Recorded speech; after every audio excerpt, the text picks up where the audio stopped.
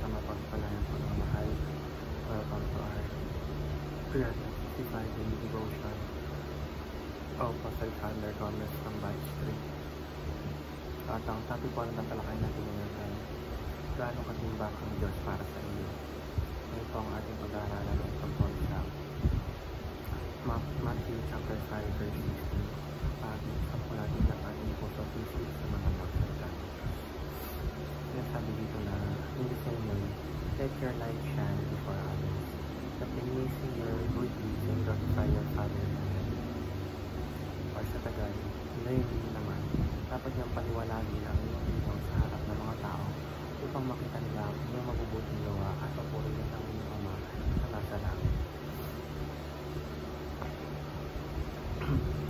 Teaching number 1. Glory in Hebrew is kabod, which means way. Sa kulturang Hebrew, kapag sinabi ang isang bagay ay kabod, ito ay mayroong kabigatan, hindi sa pisikal kundi sa kahalagan o dignidad. Ang kaluwalhatian ng Diyos ay hindi basta liwanag lamang, kundi nagpapakita ito ng kanyang kabuuang kadakilaan at kahalagan sa ating buhay. Teaching number 2. Glory in Greek is doxa, which means of honor.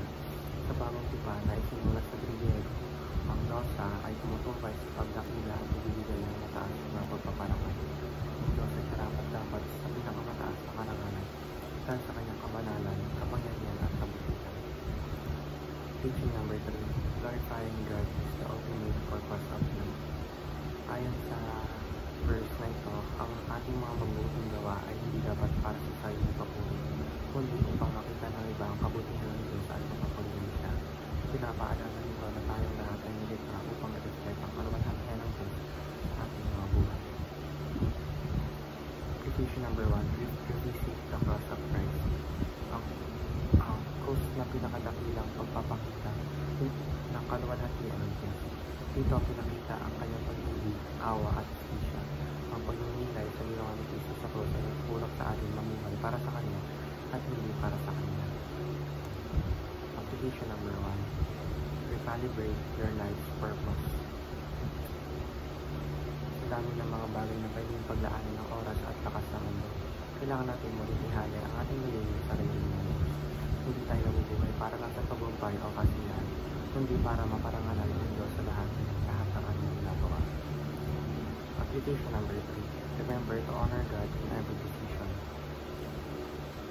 Bawat araw, gumagawa tayo ng mga desisyon, malalaki man o may liit. Sa bawat isa, dapat natin tanungin, mapaparangalan ba dito ang Diyos?